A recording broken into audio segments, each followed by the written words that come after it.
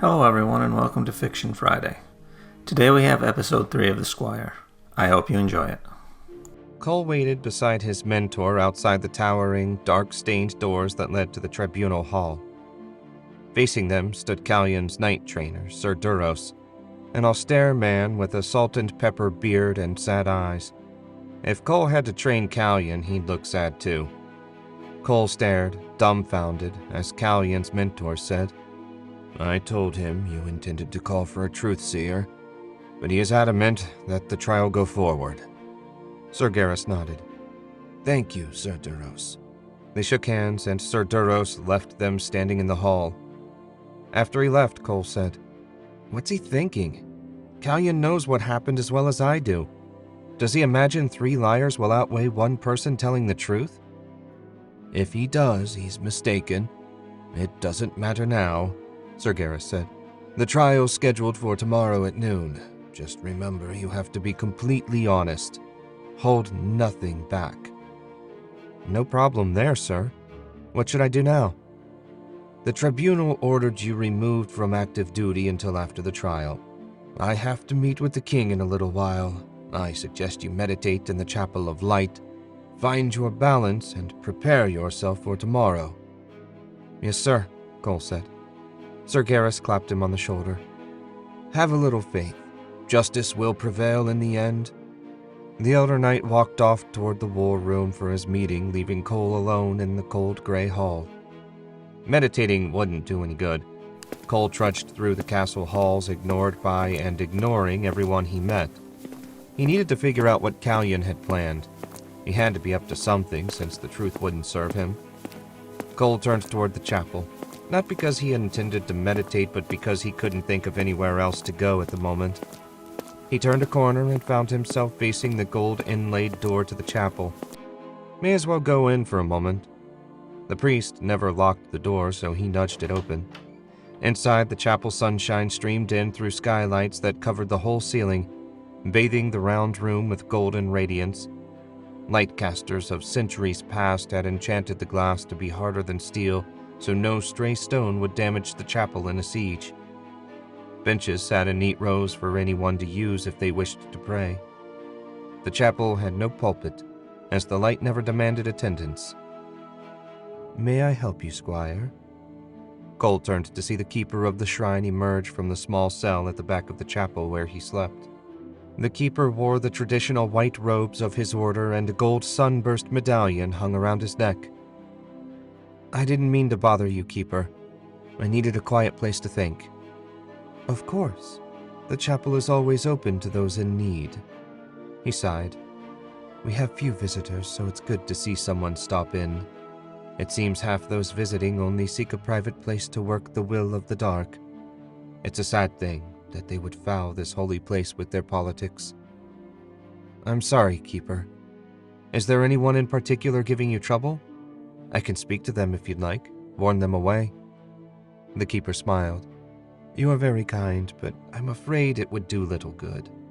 The nobility do not take warnings well, especially from peasant squires. I understand." "I meant no offense," the Keeper said, a little abashed. "None taken. Excuse me, Keeper. This isn't where I need to be." Cole left the chapel behind and just wandered the halls for a while. He racked his brain trying to think what Callion had planned. After a fruitless hour of walking and musing, Cole needed some fresh air and headed toward the stables. He owed Jack and Joey for their help, so maybe a little hard work would clear his mind. The sun was setting when he finished sweeping the last stall. When he'd arrived at the stables, Cole smiled at the brothers' delight when he offered to help. As they worked, Cole explained his problem, hoping they might have an idea. Joey had suggested a bribe, since even priests need to eat. Cole deemed that unlikely, but gold would no doubt be involved. "Sorry we couldn't be more help, Cole," Jack said. Cole smiled. "Don't worry, just having your company did wonders for my mood. Whatever comes tomorrow, I'm ready to face it. Good night." "Give 'em hell tomorrow, Cole," Joey said. Cole grinned and turned toward the barracks and his room. At least he had a few people rooting for him. Noon came far too soon for Cole, and at the same time the morning had seemed to drag on forever. He and Sir Gareth stood before the dark oak door of the tribunal chamber much as they had yesterday. Today, however, they wore their best dress uniforms, horrid itchy things in crimson and gold, and matching grim frowns. As they waited to be called in, Sir Gareth said, "I spoke to the keeper. He said you didn't stay long in the chapel." "No, sir. I helped Jack and Joey clean the stables. Not exactly meditation, but it cleared my head. Whatever Callion's planning, I'll be ready." The door swung open and the herald announced them. They walked down a short path marked by a red carpet running between rows of benches where all the squires and knights sat. 125 men and boys sat, rigid and straight, to watch the trial. No outsiders, even royals, were welcomed to attend. This was knights' business, and they would handle it themselves. At the front of the hall, seated at a raised bench, were 6 high knights and the knight commander of the order, Sir Angus Donnell, a still massively muscled man at 65 years old. The tribunal wore gleaming full plate, lacking only the helms. If there had been different petitioners, Sir Gareth and Sir Duros would both have places at the high bench. Cole and his mentor took their seats at a table to the right of center before the tribunal. A moment later, Callion and his mentor entered and took seats at a table to the left of center. When everyone had settled down, Sir Donnell said, "Is the accuser still determined to go through with this trial?" He looked at Callion, who nodded. "So be it." He looked at Cole. "Does the accused still insist on a truth-seer?" "I do," Cole said. He was pleased to hear his voice sounded steady and firm. Sir Donnell nodded again. "So be it. Let the truth-seer be brought in." He must have been waiting for the call because the doors opened and a man entered the hall led by a nervous page about 10 years old. He wore a thin gauze bandage wrapped around his head, covering his eyes, and a black robe with a set of scales embroidered on them, the robes of a truth-seer. The page led the truth-seer to a circle inscribed on the floor in front of the tribunal. "The accuser will speak first," Sir Donnell said. Callion got up from his chair, a smug grin plastered on his face. Cole wanted nothing so much as to knock his teeth down the back of his throat. Callion stood beside the truth-seer, cleared his throat, and began. "On the night in question, 2 of my companions and me were walking toward the barracks when Squire Cole leapt out of the dark and knocked me to the ground and broke my nose and bruised and cut me from head to foot. When my brave companions tried to come to my aid, he threatened them with his weapon. I believed Squire Cole had murder in his heart, so I called off my companions. When he was satisfied with the beating he had given me, Squire Cole walked off laughing. When my companions judged it safe, the 3 of us made our way to the infirmary to get my injuries attended to." Callion fell silent, and the truth-seer said, "He speaks the truth." A low murmur rippled through the crowd. Cole practically choked on his anger. Even though he knew the lie was coming, it still almost floored him. How could Callion have done it? No one could corrupt a truth-seer. "Though there seems little point at this juncture, protocol allows the accused to speak in his defense," Sir Donnell said.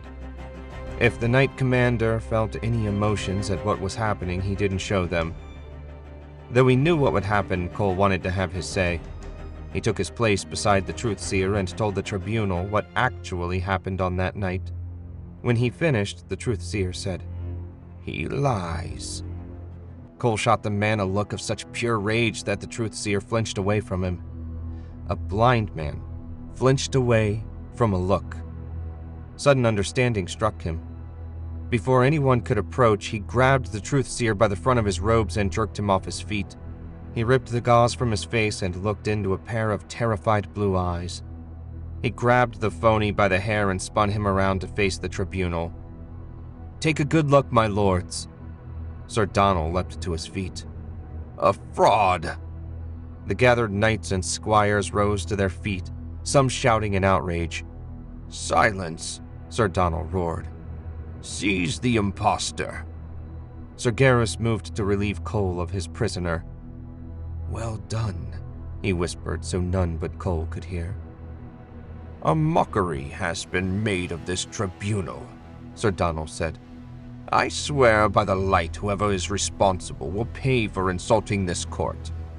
Let a new truth-seer be summoned and we shall begin again." "My lord," Callion said, "in light of the circumstances, I would like to withdraw my accusations." "I bet you would. Are you responsible for this outrage?" Squire Alexander, one of the two that accompanied Callion the night of their ambush, stood up. "My lord, I arranged the false truth-seer.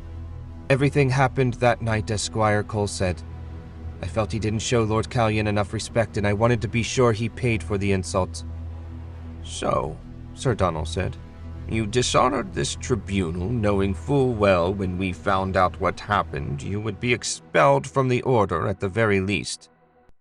And you, Callion, had to know of this or you wouldn't have dared lie to us. You two are a disgrace." Turning to Cole, Sir Donald continued, "I'm sorry for this farce, Squire Cole. You may consider yourself cleared of all wrongdoing and return to active service at once." "Thank you, my lord," Cole said. Though he kept his voice steady, Cole felt near to collapsing with relief. "In fact, I have your new assignment right now. You will decide the fate of the two men that would have seen you disgraced. Squire Alexander and this false truth-seer. Callion I will deal with myself."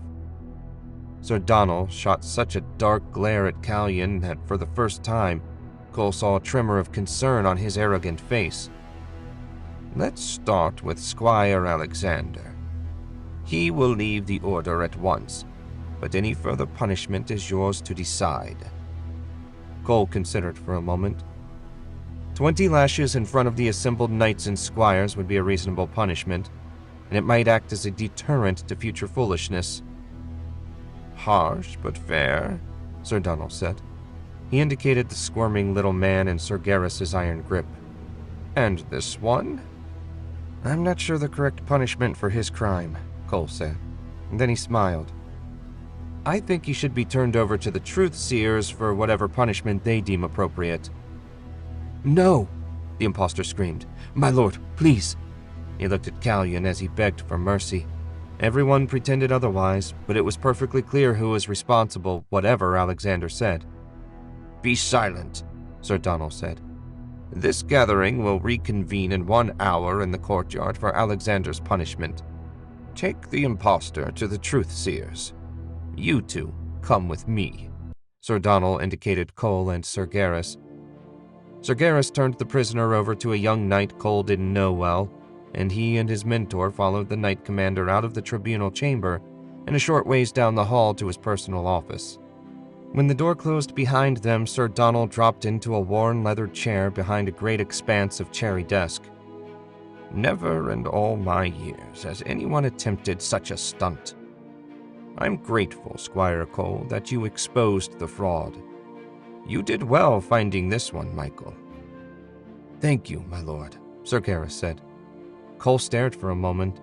He couldn't remember anyone ever calling Sir Garrus by his first name. It seemed wrong somehow. Sir Garrus saw the confusion on his face and laughed. "Before he died, my father and Sir Donald were great friends. I used to play with his sons as a boy. Though we keep things professional in public, Angus is like an uncle."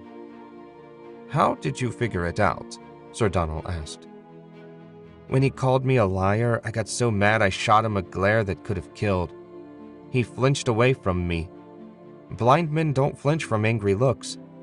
Once I figured out he was a fraud, exposing him was simple enough." "It took nerve, though. Still, I thought you let the impostor off easy," Sir Donald said. "I was surprised as well," Sir Garrus said. "After what he tried to do to you, I figured you would have him whipped as well, at the least." Cole smiled. "You haven't read much about the Order of Truth-seers, have you, my lords?" The two older knights looked at each other in surprise. I don't believe I know anything about them beyond what most everyone does, Sir Donald said. Nor do I, Sir Garrus admitted with some reluctance. When I was preparing for the trial, Cole said, I found a book in the library that had a chapter on the Truthseer Order. It seems they take great offense at having someone take liberties with their name. The penalty is having your eyes put out with hot pokers, then getting turned out in the streets to live your life as a beggar.